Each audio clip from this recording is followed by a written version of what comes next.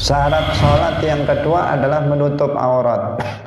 Sebelum kita melaksanakan sholat, sebelum dipastikan, jadi kita akan melaksanakan sholat, pastikan bahwa badannya sudah suci dari hadas maupun najis. Dia sudah wudhu, dia dalam keadaan suci dari hadas kecil, dia telah suci dari hadas besar, badannya semuanya nggak ada najis. Itu dipastikan terlebih dahulu. Setelah itu yang dipastikan apa? Yang dipastikan bahwa dia telah menutup aurat. Bilibasin tahirin, menutupnya dengan pakaian yang suci. Dengan pakaian yang suci, karena kalau najis pakaiannya tadi itu berarti tidak sah juga, karena pakaian selain anggota badan yang harus suci dari najis, pakaian itu juga harus suci dari najis. Karena itu menutup auratnya itu harus menutup menutup dengan pakaian yang suci. Nah, apa yang dimaksud dengan menutup aurat? Yang dimaksud di sini adalah menutup warna aurat. Menutup warna aurat. Itu yang dimaksud. Nah, warna aurat itu kalau sudah tertutup oleh pakaian, nggak terlihat lagi. Kalau misalnya auratnya itu warnanya putih, sudah nggak terlihat putihnya. Kalau auratnya itu warnanya kuning, maka sudah tidak terlihat kuningnya. Kalau warna auratnya itu sawo matang, maka sudah tidak terlihat sawo matangnya.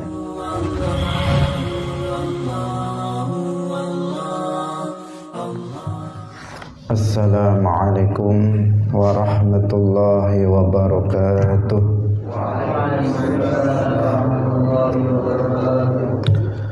Alhamdulillahi rabbil alamin. Lahu ni'matu wa lahul fadlu wa lahu tsana'ul hasan. Wassalawatullahil barrir rahim wal malaikatil muqarrabin ala sayyidina wa maulana Muhammadin wa ala alihi wa ashabihi tayyibin tahirin. Allahumma la sahla illa ma ja'altahu sahla wa anta taj'alul hazna idza syi'ta sahla. Allahumma arzuqna al-ikhlasa fil niyyati wal qawli wal amal. Wa ba'du. Ila Nabiyil Mustafa sallallahu alaihi wasallam wa ikhwanihi minal anbiya'i wal mursalin wa syuhada'i was salihin, khususan ila sultanil awliya Syekh Abdul Qadir Al-Jilani wa Syekh Ahmad Ar-Rifa'i wa Syekh Bahauddin Naqsyabandi wa Syekh Abdullah Al-Harari wa ila muallif hadzal kitab Syekh Al-Qadhi Abi Syuja' wa ila arwahi muassisi Jam'iyyati Nahdlatul Ulama Syekh Muhammad Hashim Asy'ari wa Syekh Bisri Samsuri wa Syekh Abdul Wahab Hasbuwah wa ila arwahi jami'i ahli al-qubur minal muslimin wal muslimat wal mu'minin wal mu'minat min masyariqil ardi ila magharibiha, khususan ila arwahi abaina wa ummahatina wa ajdadina wa jaddatina wa masyayikhina wa masyayikhi masyayikhina. Al-Fatihah. A'udzu billahi minasy syaithanir rajim. Bismillahirrahmanirrahim. Alhamdulillahi rabbil alamin. Ar-Rahmanir Rahim. Maliki yaumiddin. Iyyaka na'budu wa iyyaka nasta'in. Ihdinas siratal mustaqim. Siratal ladzina an'amta 'alaihim ghairil maghdubi 'alaihim waladdallin. Amin. Mari kita baca. Qala al-muallif rahimahullahu ta'ala faslun wa syara'itus salati qabla ad-dukhuli fiha khamsatu asya'a taharatul a'dha'i minal hadathi wan najasi wa satrul awrati bilibasin tahirin wal wuqufu ala makanin tahirin wal ilmu bidukhulil waqti wastiqbalul qiblati wa yajuzu tarkul qiblati fi halataini fi shiddatil khawfi wa fi nafilati fi safari ala rahilati. Hadirin hadirat kaum muslimin muslimat, pemirsa Madu TV rahimakumullah. Alhamdulillah, puji syukur kita sampaikan kepada Allah Subhanahu wa ta'ala. Pagi hari ini Allah Subhanahu wa ta'ala kembali melimpahkan taufiknya kepada kita semuanya, sehingga hati kita tergerak untuk melangkahkan kaki menuju majelis yang mulia, yaitu majelis Ilmuddin, pengajian kitab Matan Abi Syuja'. Semoga keberadaan kita, pertemuan kita pada pagi hari ini diberkahi oleh Allah Subhanahu wa ta'ala, dan kita semuanya mendapatkan ilmu yang bermanfaat fid dunya wal akhirah. Amin ya rabbal alamin. Salawat dan salam semoga tetap terlimpahkan kepada Nabi Agung, makhluk yang termulia, Nabi Muhammad sallallahu alaihi wasallam, para sahabatnya, keluarganya, serta seluruh umat Islam yang mengikuti beliau ila yaumil qiyamah. Hadirin hadirat rahimakumullah, mari kita ikhlaskan niat kita lillahi ta'ala. Pada pagi hari ini kita akan membahas tentang syarat sah salat. Faslun utawi iki iku fasal suwiji. Qala al-muallif rahimahullah, faslun utawi iki iku fasal suwiji. Wa syara'itus sholati, lan utawi pira-pira syarate salat, qabla dukhuli ing dalem sadurunge manjing, fiha ing dalem salat, iku khamsatu asya'a, 5 pira-pira suwiji-wiji. Taharatul a'dha'i, rupane atau iku, kalau iku berarti mentakdirkan wahya taharatul a'dha' atau badal dari khamsatu asya'. Taharatul a'dha'i iku sucine anggota badan, minal hadasi sangking hadas, wan najasi lan najis, wa satrul awrati lan nutup aurat, bilibasin kelawan pakaian tahirin kang suci, wal wuqufu lan jumeneng ala makanin ing atase panggonan tahirin kang suci, wal ilmu lan ngaweruhi bidukhulil waqti kelawan manjinge waktu, wastiqbalul qiblati lan ngadep kiblat, wa yajuzu lan wenang apa tarkul qiblati ninggal kiblat, ninggal madhep kiblat, fi halataini ing dalem tingkah loro. Fi syiddatil khaufi iku ing dalem bangete wedi, wa fin nafilati lan ing dalem salat sunnah, fi safari ing dalem lelungan, ala rahilati ing atase tunggangan. Hadirin hadirat kaum muslimin muslimat rahimakumullah, pemirsa Madu TV yang berbahagia. Muallif mengatakan bahwa syarat salat sebelum masuk di dalam salat itu ada 5 perkara. Yang pertama, sucinya anggota badan dari hadas dan najis. Yang kedua, menutup aurat dengan pakaian yang suci. Yang ketiga, berdiri di tempat yang suci. Yang keempat, mengetahui masuknya waktu sholat. Dan yang kelima, menghadap ke arah kiblat. Boleh meninggalkan menghadap ke arah kiblat dalam dua keadaan, yaitu ketika dalam sangat takut, dalam peperangan misalnya, dan yang kedua dalam sholat sunnah dalam perjalanan di atas kendaraan. Hadirin hadirat rahimakumullah, syarat sholat itu berbeda dengan rukun sholat. Keduanya sama-sama menentukan keabsahan sholat. Rukun sholat itu menentukan keabsahan sholat. Syarat sholat itu juga menentukan keabsahan sholat. Artinya, jika rukun itu ditinggalkan, maka sholat nggak sah. Demikian juga jika syarat itu ditinggalkan, syarat sholat itu ditinggalkan, sholatnya juga tidak sah. Tetapi keduanya berbeda. Kalau syarat itu bukan merupakan bagian dari sholat, sementara kalau rukun itu adalah bagian dari sholat. Artinya bukan bagian dari sholat, dia harus dipenuhi sebelum melaksanakan sholat.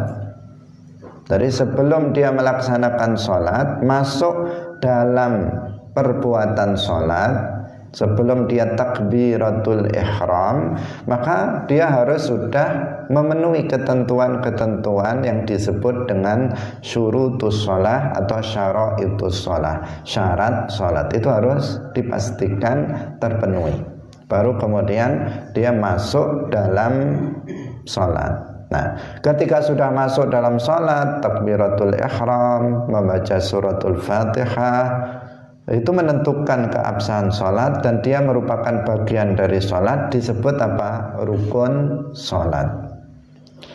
Hadirin rahimakumullah. Mu'allif di sini Al-Qadhi Abu Syuja mengatakan bahwa syarat sholat itu ada 5. Artinya sesuatu yang harus dipenuhi sebelum sholat agar sholatnya itu sah, itu ada 5. Yang pertama adalah taharatul a'dha'i minal hadatsi wan najas. Sucinya anggota badan dari hadas dan najis. Jadi anggota badan ini, anggota badan mulai dari ujung rambut sampai ujung kaki, itu semuanya harus suci dari 2 hal. Yang pertama adalah dari hadas, baik hadas kecil maupun hadas besar. Kalau dia berhadas kecil, sebelum sholat dia harus berwudu terlebih dahulu. Ini sudah kita jelaskan sebelumnya apa hadas kecil itu. Kemudian kalau dia berhadas besar, maka dia harus mandi wajib terlebih dahulu ketika akan melaksanakan sholat.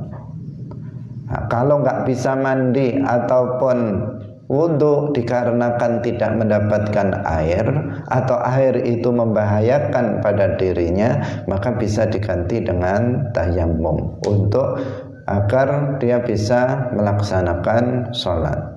Ini yang pertama di situ, yaitu suci anggota badannya dari hadas besar maupun kecil. Kemudian juga harus suci dari najis. Najis yang dimaksud adalah najis yang ghairu ma'fuwin anhu, yaitu najis yang tidak dimaafkan.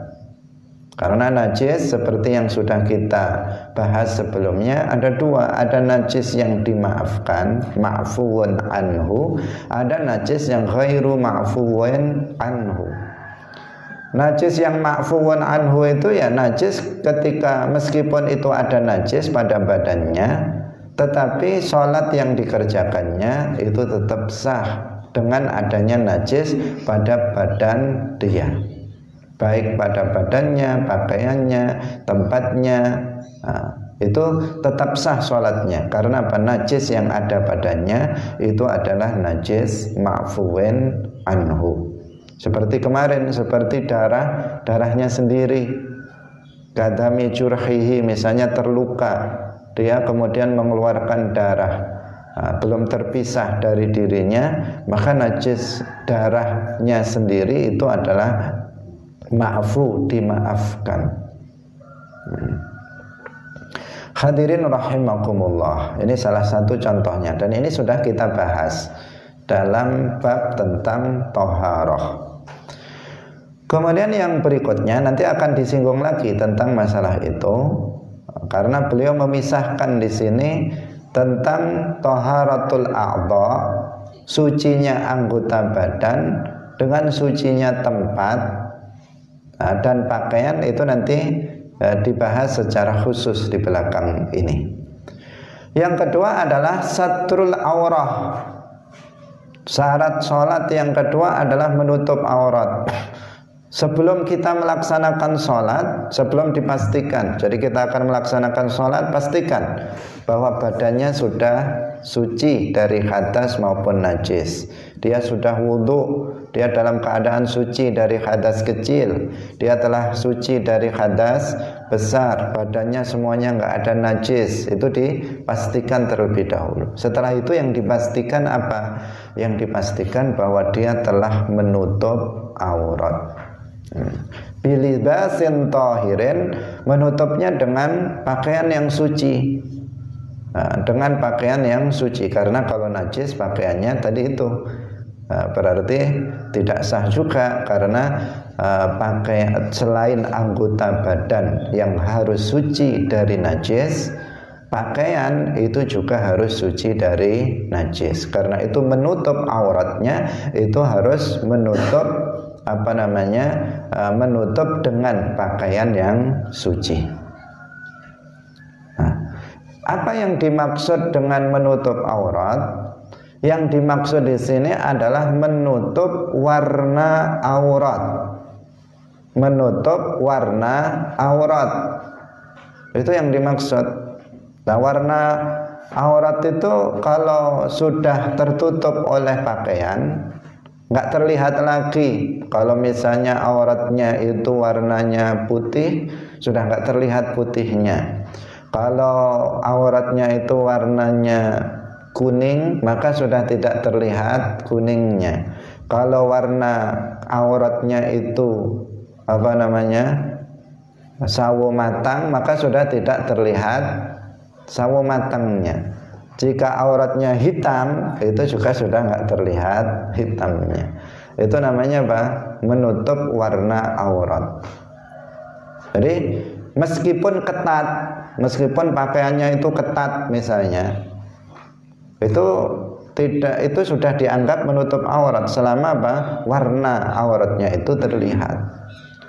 Kalau ada seseorang memakai pakaian yang terlalu tipis sehingga auratnya itu terlihat, warna auratnya itu terlihat, sudah ditutup, tapi dilihat semerawang, masih tembus pandang, warna kulitnya itu masih terlihat, warna auratnya masih terlihat, maka berarti itu tidak sah nanti sholatnya. Karena menutup aurat artinya menutup warna aurat. Maka hati-hati bagi kaum perempuan khususnya, kalau membeli mukena maka yang tebal, jangan membeli yang tipis sehingga terlihat auratnya masih, warna kulitnya atau warna auratnya itu masih terlihat dari luar.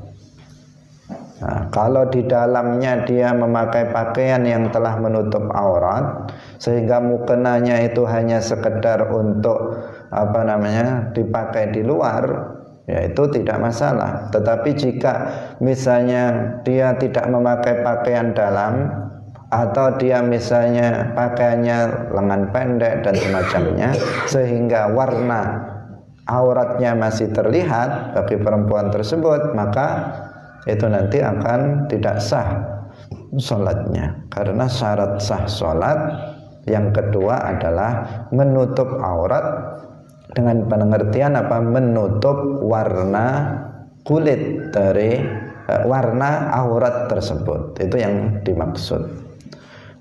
Dan menutupnya harus dengan pakaian yang suci, bukan dengan pakaian yang najis. Karena jika dengan pakaian yang najis nanti akan nggak sah juga. Karena dalam sholat juga seseorang harus menggunakan pakaian yang najis, ya pakaian yang suci. Nah, auratnya laki-laki itu adalah bagian badannya di antara pusar dan lutut. Itu auratnya laki-laki. Tetapi di antara pusar dan lutut ini, meskipun pusar itu bukan aurat, lutut itu bukan aurat, karena yang aurat itu bagian yang di antara pusar dan lutut. Pusar bukan aurat, lutut bukan aurat, tetapi keduanya juga wajib untuk ditutup. Karena jika tidak ditutup, maka aurat di atas lutut atau aurat di bawah pusar nanti akan terlihat ketika dia melakukan gerakan sholat. Karena itu ma la yatimul wajib illa bihi fahuwa wajib. Sesuatu yang wajib jika tidak sempurna kecuali sesuatu yang tidak sempurna, sesuatu yang wajib tidak sempurna kecuali dengan sesuatu itu, maka sesuatu yang asalnya tidak wajib itu berubah menjadi wajib. Awalnya nggak wajib menutup pusar karena dia bukan aurah, tetapi kalau pusarnya nggak ditutup ketika dia rukuk, ketika dia sujud, nanti akan bisa tertarik ulur sehingga apa? Sehingga pusarnya itu terlihat atau lututnya akan terlihat, sehingga tetap harus ditutup lutut maupun pusarnya. Ini aurat bagi laki-laki. Dalam mazhab Syafi'i itu bagian tubuh laki-laki itu di antara pusar dan lutut. Kemudian bagi perempuan di dalam sholat maupun di luar sholat itu adalah seluruh badannya selain wajah dan kedua telapak tangannya. Seluruh badan perempuan itu aurat kecuali wajahnya dan kedua telapak tangan, itu yang bukan aurat. Nah, wajah itu mana? Wajah ini yang boleh dibuka ya mulai dari sini tempat tumbuhnya rambut menurut ukuran normal sampai ke dagu. Dari mulai sini anak telinga kanan ke anak telinga kiri, ini namanya wajah. Ini yang boleh dibuka oleh perempuan baik di dalam sholat maupun di luar sholat. Nah, hadirin rahimakumullah.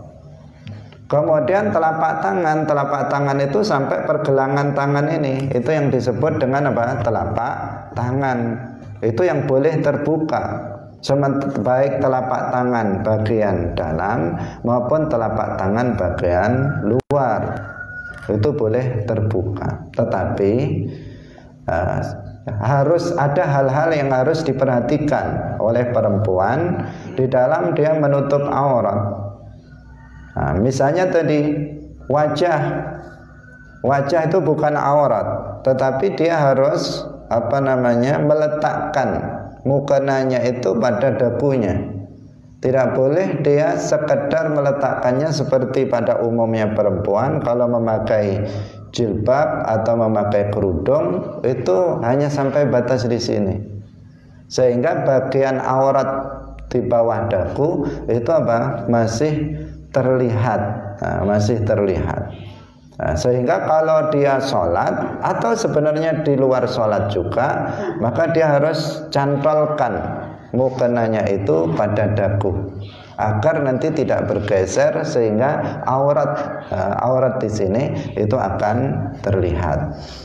Nah, ini sangat penting untuk diperhatikan karena kebanyakan kaum perempuan kita melihatnya itu tidak memperhatikan itu ketika sholat. Nah, dan itu nanti sholatnya tidak sah jika dia masih ada bagian dari aurat yang masih terlihat. Hadirin hadirat rahimakumullah, karena dagu ini adalah pertemuan antara dua tulang rahang ini dagu. Sementara bagian sini itu adalah sudah merupakan bagian dari aurat yang agar ini terjaga, tertutup ketika sholat, maka harus disampaikan ke sini. Dia meletakkan mukenanya tersebut, atau meletakkan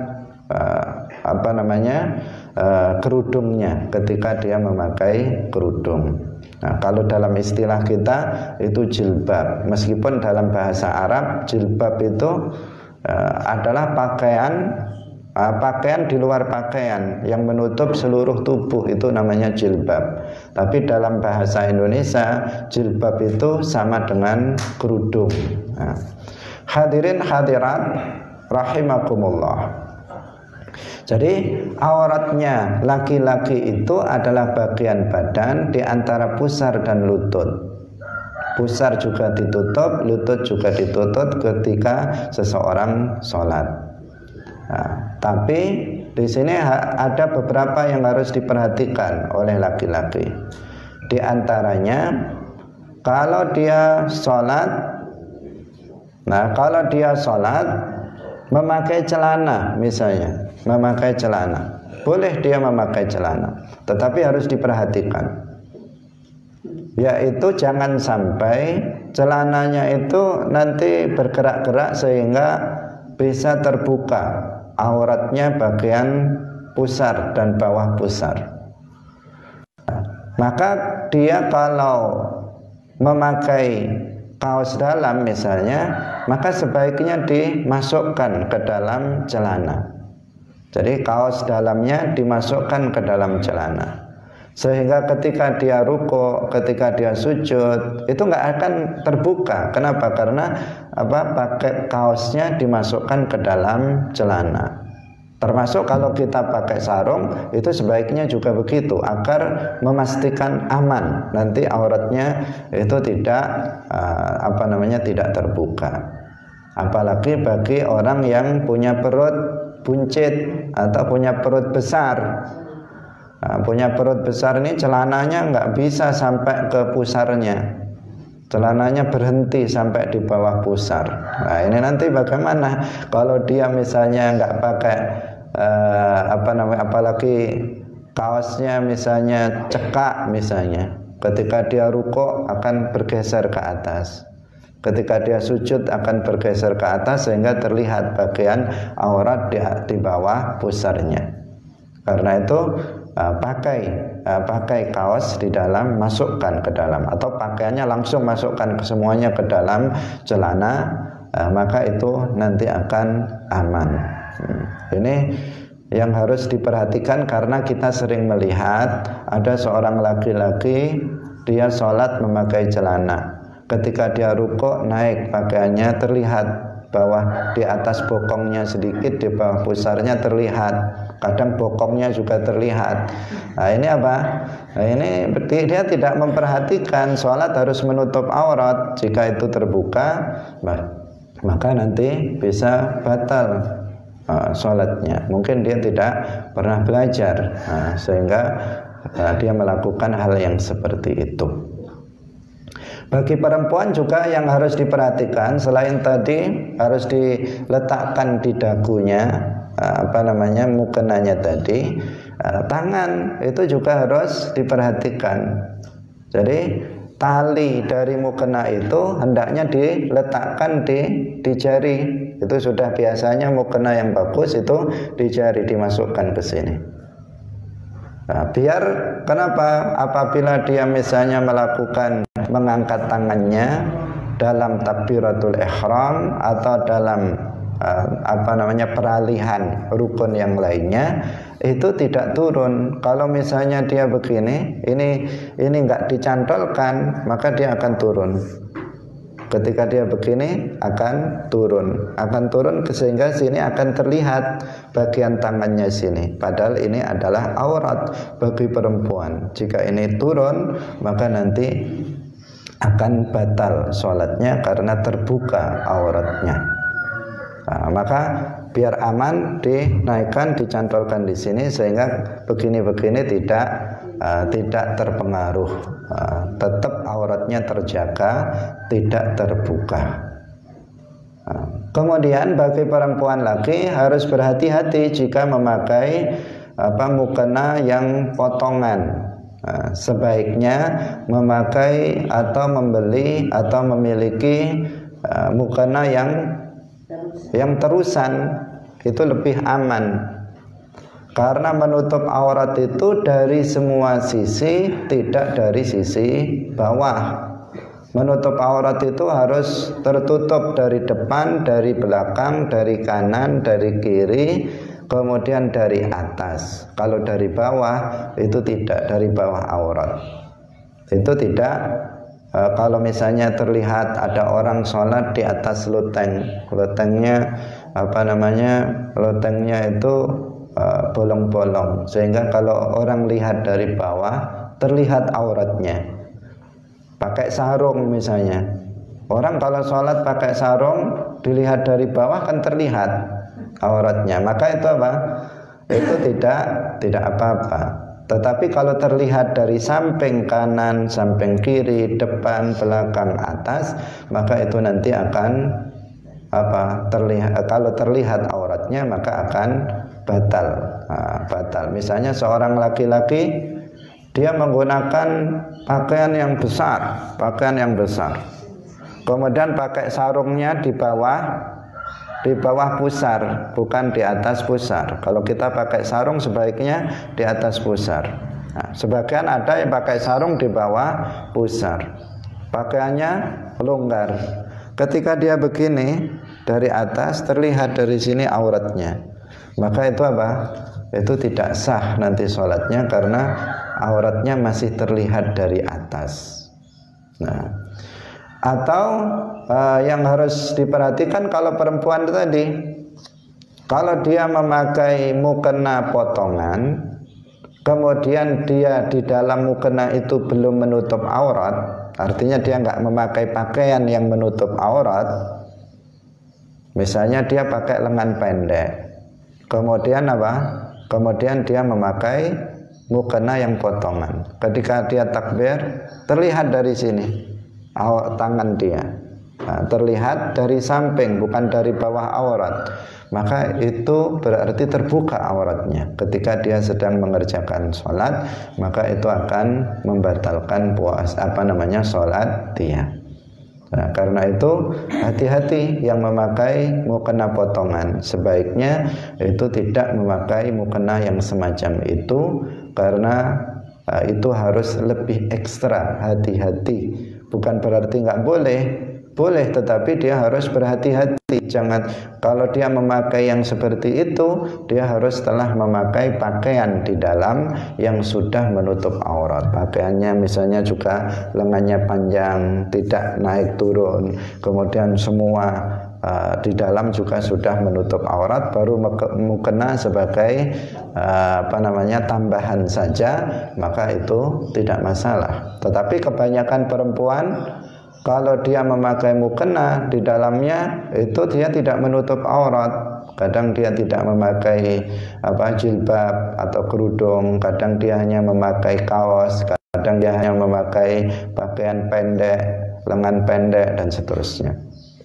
Itu nanti akan membahayakan pada sholat dia. Di tengah-tengah sholat auratnya terbuka.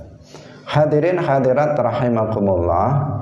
Jadi aurat perempuan itu adalah seluruh badannya kecuali muka dan kedua telapak tangan. Menurut pendapat yang rajih, yang lebih unggul, dan itu yang dipraktekkan oleh mayoritas umat Islam dalam mazhab Syafi'i, itu adalah seluruh badannya kecuali muka dan kedua telapak tangan, baik di dalam sholat maupun di luar sholat. Ada pendapat dalam mazhab Syafi'i yang mengatakan dibedakan. Kalau di dalam sholat itu seluruh badannya kecuali muka dan kedua telapak tangan. Kalau sholat maka wajah boleh dibuka, tangan boleh dibuka. Tetapi kalau di luar sholat maka seluruh badannya tanpa terkecuali. Wajahnya harus ditutup, kedua telapak tangannya harus ditutup. Ini dalam mazhab Syafi'i, pendapat ini adalah pendapat yang lemah, meskipun disebutkan dalam kitab-kitab seperti dalam Fathul Qorib dan lainnya. Nah, disebutkan seperti itu. Tetapi ini adalah pendapat yang lemah, karena jika seandainya wajah itu adalah aurat, pasti dalam sholat juga wajib untuk ditutup. Dan banyak hadis, dalil-dalil yang menunjukkan bahwa wajah seorang perempuan itu bukan aurat. Demikian juga kedua telapak tangannya. Dan itu yang dipraktekkan di Indonesia, para kiai, para bunyai itu tidak memakai cadar. Mereka membuka wajah dan kedua telapak tangannya, karena memang menurut pendapat yang kuat itu keduanya bukan aurat. Tetapi apa boleh memakai cadar? Ya boleh, bahkan itu merupakan amalan yang sunnah. Nah, tetapi tidak wajib. Yang keliru apabila seseorang beranggapan atau meyakini bahwa menutup wajah itu sesuatu yang wajib, itu yang tidak benar. Tetapi kalau ada seseorang memakainya, maka itu tidak salah. Tetapi jangan menganggap bahwa itu sesuatu yang wajib, tetapi sesuatu yang sunnah. Hadirin hadirat kaum muslimin muslimat, pemirsa Madu TV yang berbahagia. Yang berikutnya adalah wal wuqufu ala makanin tahirin. Yang ketiga, syarat sah sholat adalah berdiri di tempat yang suci. Maksudnya apa? Maksudnya berdiri di tempat yang suci artinya adalah tempat yang bersinggungan atau tempat yang menempel dengan anggota badan. Ketika berdiri berarti yang diinjak oleh kakinya. Ketika duduk maka berarti yang diduduki oleh badannya. Ketika dia sujud maka berarti yang tempat untuk meletakkan dahinya, wajahnya, tempat untuk meletakkan kedua tangannya, tempat untuk meletakkan lututnya, tempat untuk meletakkan jari-jari kakinya, itu yang harus suci. Itu yang dimaksud itu.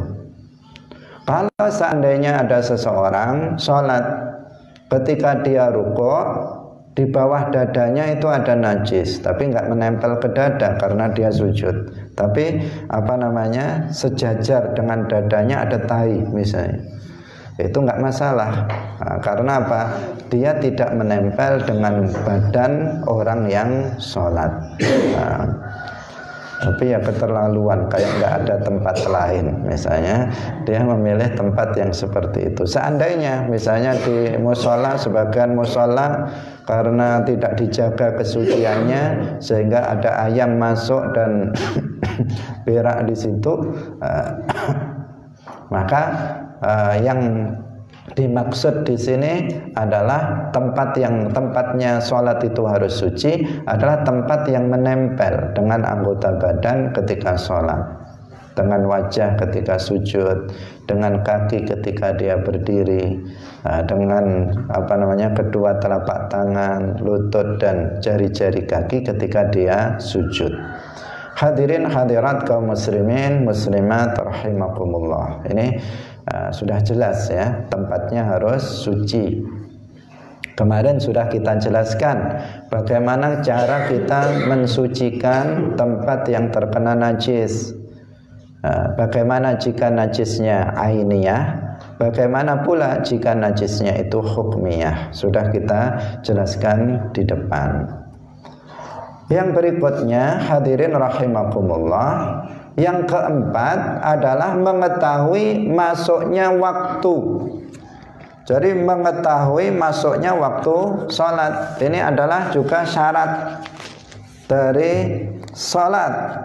Kalau seseorang itu sholat, ini sudah kita terangkan sekilas di depan, bukan sekilas, bahkan panjang lebar, karena di awal bab sholat ini kita bicara tentang masuknya waktu sholat. Jadi seseorang ketika akan menjalankan sholat harus memastikan bahwa waktu sholat itu sudah masuk. Kalau dia mau sholat subuh, pastikan fajar shadiq sudah terbit. Kalau kita mau sholat zuhur, pastikan matahari sudah bergeser ke arah barat. Kalau kita mau sholat asar, pastikan bayangan sesuatu benda sudah sama ukurannya dengan benda itu ditambah dengan zilul istiwa. Kalau kita mau sholat maghrib, pastikan bahwa waktu maghrib matahari sudah, lingkaran matahari sudah tenggelam seluruhnya. Ketika kita akan mau sholat isya, pastikan bahwa mega merah sudah hilang. Nah, jadi harus dipastikan tahu, oh sudah masuk zuhur, oh sudah masuk asar saya sholat, oh sudah masuk maghrib saya sholat. Harus sadar seperti itu. Nggak boleh seseorang langsung sholat tanpa memastikan bahwa waktu sholat sudah masuk. Karena mengetahui ya, bukan sholat di waktunya, tapi mengetahui, memiliki pengetahuan bahwa waktu sholat itu sudah masuk, itu adalah syarat sholat. Bukan sekedar sholat pada waktunya, bukan sekedar begitu. Karena para ulama mengatakan kalau ada seseorang ngawur, wis pokoknya sholat zuhur, pokoknya sholat tanpa mengetahui, memastikan bahwa waktu sholat sudah masuk, pokoknya sholat. Ternyata betul-betul memang sudah zuhur. Sah apa tidak sholatnya? Jawabannya tidak sah. Sebab apa? Dia ketepatan aja, ketepatannya saja bertepatan itu sudah masuk sholat. Tapi kan dia ngawur tadi. Dia kan nggak tahu sudah masuk waktu zuhur atau belum ketika sholat. Tapi ngawurnya pas. Nah, seperti anak sekolah, ujian kadang ngawur, kadang benar juga ngawur. Ngawur kadang benar juga, tepat pilihan pengawurannya. Itu apa? Demikian juga apa? Demikian juga orang yang ngawur dalam menentukan waktu sholat. Pokoknya ini zuhur, ini asar, pokoknya sholat begitu saja tanpa dia mengetahui waktunya sholat, maka di sini juga tidak sah. Kemarin sudah kita jelaskan tentang waktu-waktu sholat itu dengan detail dalam pertemuan pertama dalam kitabus sholah. Itu yang harus diperhatikan, dan caranya itu mudah, tidak sulit, karena agama Islam memang agama yang mudah. Cukup kita punya mata, kita melihat di sekitar kita, melihat matahari, melihat bayangan, itu kita sudah bisa melihat ke ufuk, melihat ke langit, kita sudah bisa mengetahui masuk atau belum waktu-waktu sholat tersebut. Sehingga di sini bab tentang cara mengetahui waktu sholat diletakkan di depan sendiri. Selain bahwa sholat yang wajib itu adalah sholat yang dilakukan pada waktu tertentu. Kitaban mauquta. Inna sholata kanat 'alal mu'minina kitaban mauquta. Jadi sudah ditentukan waktu-waktunya. Kalau sholat asar ya harus di waktu asar. Kalau sholat zuhur ya harus di waktu zuhur. Karena itu wajib kita mengetahui bahwa waktu sholat sudah masuk, baru kita melaksanakan sholat. Nah, tidak cukup pada zaman sekarang kita hanya berpedoman kepada kepada misalnya jam atau berpedoman pada suara azan di TV atau radio. Kenapa? Karena sekarang sedang banyak menyebar kebodohan terhadap masalah ini. Kalau jam itu terkadang dia bisa berubah, terkadang lambat, terkadang cepat. Baru dibelikan baterainya merek bagus lagi, cepat ya. Apalagi ngaturnya nggak pas, ngaturnya lebih 1 menit, lebih 2 menit misalnya. Kan tergantung kita, tergantung manusianya yang ngatur. Kan kalau jam kita itu mati, kita ganti baterainya, kan kemudian kita putar. Lah kalau kita mutarnya kebablasan, nah ini nanti bisa keliru. Makanya nggak bisa kita berpedoman pada benda seperti itu. Atau misalnya azan TV atau radio, ini juga orang ini kan disetting. Jadi azan di TV radio itu sudah disetting pakai komputer. Nanti misalnya maghribnya jam sekian, sudah disetting. Nah, masalahnya jam di studio itu cocok apa enggak? Nah, dia pakai jam di studio itu, kemudian dipaskan ternyata jamnya lambat atau jamnya kecepatan. Maka di sini nanti makanya nggak bisa kita berpedoman pada hal yang seperti itu. Tetap apa? Nah, dipastikan, oh jamnya sudah sekian, jadwalnya sudah masuk. Pastikan dulu, keluar, lihat betul sudah tenggelam apa belum mataharinya. Kalau sudah, silahkan sholat. Kalau kita belum tahu, maka tidak boleh kita langsung tanpa memastikan bahwa waktu sholat itu sudah tiba. Apalagi zaman sekarang, kalau yang azan di masjid, di mushola, anak-anak TPQ, yang kadang dia nggak tahu kapan masuknya maghrib, kapan masuknya isya, hanya ikut-ikutan saja. Nah, kalau zaman dahulu muadzin seperti Bilal bin Rabah, muadzinnya Rasulullah, atau masjid-masjid dahulu, muadzinnya itu bukan orang biasa. Bukan orang biasa, orang yang memang paham betul tentang waktu-waktu sholat. Maka azan mereka bisa kita buat sandaran. Tapi kalau yang muadzin zaman sekarang, azannya itu tidak berdasarkan ilmu terkadang, sehingga kita tidak bisa berpedoman pada hal itu. Kalau kita mendengar azan, perhatikan dulu, benar apa enggak ini sudah masuk waktu sholat. Jika sudah, silahkan kita mengerjakan sholat. Dan untuk mengetahuinya itu tidak sulit, karena cukup dengan bermodalkan kita punya mata, dengan melihat bintang, bulan, matahari, bayangan. Dikatakan kemarin inna khiyara ibadillah alladzina yura'una syamsa wal qamara wan nujuma wal adhillata li dzikrillah.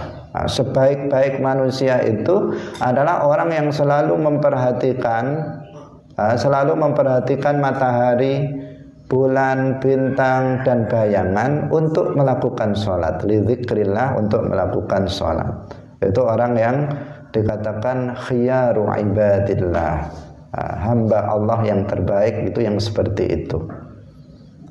Hadirin hadirat kaum muslimin muslimat, pemirsa yang dirahmati oleh Allah Subhanahu wa ta'ala.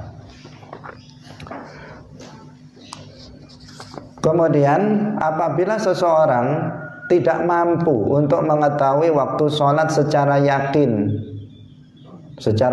kalau secara yakin itu yang melihat dengan mata, oh matahari tenggelam, berarti itu dia tahu secara yakin bahwa waktu sholat sudah masuk. Dia melihat ke atas, matahari sudah bergeser ke arah barat, berarti secara yakin dia sudah tahu bahwa waktu zuhur sudah masuk. Sekarang apabila seseorang itu nggak bisa mengetahui secara yakin, misalnya apa? Misalnya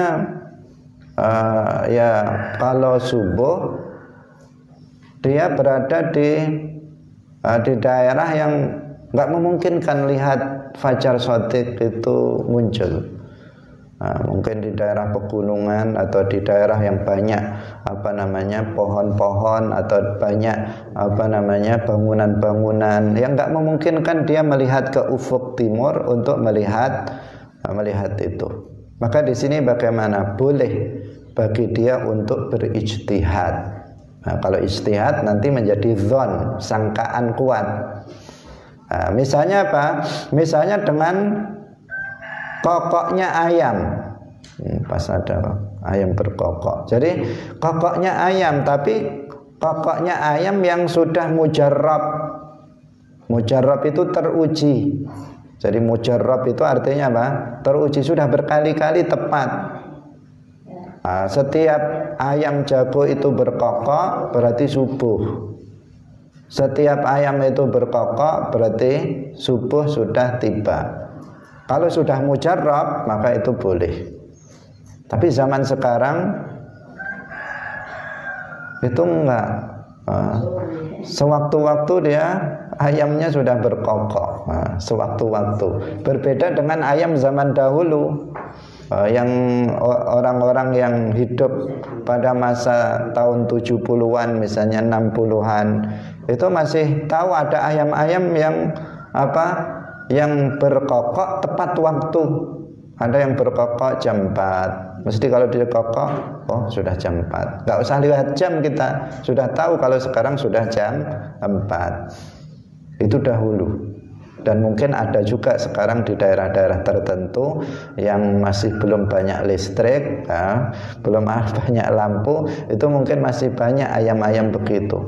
Sekarang ayam kan bingung, ini siang atau malam atau apa, lampunya ada terus, terang terus, sehingga dia nggak bisa menentukan ayam sekarang. Sehingga nggak bisa dibuat patokan karena dia berkokok sewaktu-waktu. Ayamnya di sini apa? Yang mujarrab, yang sudah teruji, teruji. Hadirin rahimakumullah. Kalau sudah memang teruji, kalau dia berkokok maka berarti subuh sudah tiba. Maka dia pun sholat subuh. Ternyata nggak sesuai. Suatu ketika, suatu hari, entah kenapa ayamnya nggak seperti biasa. Dia berkokok, belum masuk waktu dia sudah berkokok.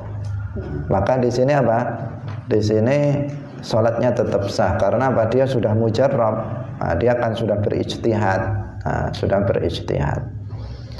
Kalau seseorang itu berijtihad dalam mengetahui waktu sholat, maka dia tidak boleh mengikuti ijtihad orang lain, karena orang lain juga berijtihad. Misalnya begini, misalnya dalam kondisi mendung, itu kan kita tidak bisa mengetahui waktunya sholat zuhur secara yakin, nggak bisa, karena matahari nggak terlihat. Ada mendung, dalam kondisi mendung. Maka si A berijtihad untuk mengetahui masuknya waktu zuhur.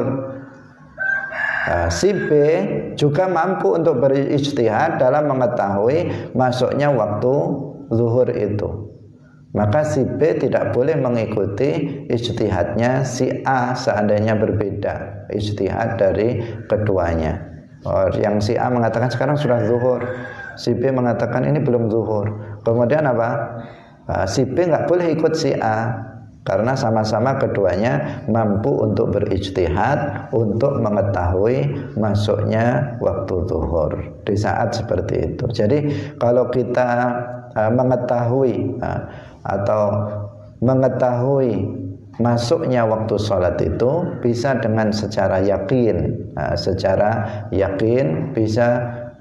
Yakin berarti melihat langsung tanda-tanda masuknya waktu sholat sebagaimana sudah kita jelaskan di awal bab sholat, atau dengan secara dzon, secara ijtihad, dengan cara berijtihad.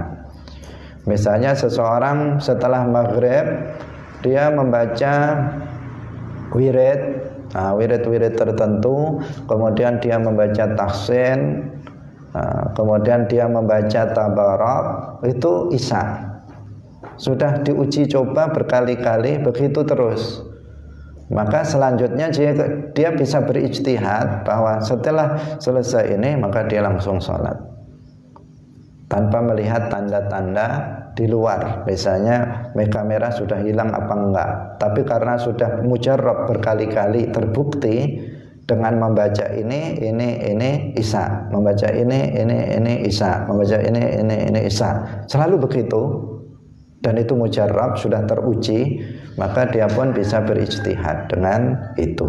Misalnya, hadirin hadirat rahimakumullah, demikian pengajian kita pada pagi hari ini. Masih satu lagi, yaitu tentang menghadap kiblat. Pembahasannya agak panjang, insya Allah akan kita lanjutkan dalam pertemuan berikutnya. Semoga bermanfaat. Barakallahu fikum, wallahul muwaffiq ila aqwamit thariq. Wassalamualaikum warahmatullahi wabarakatuh.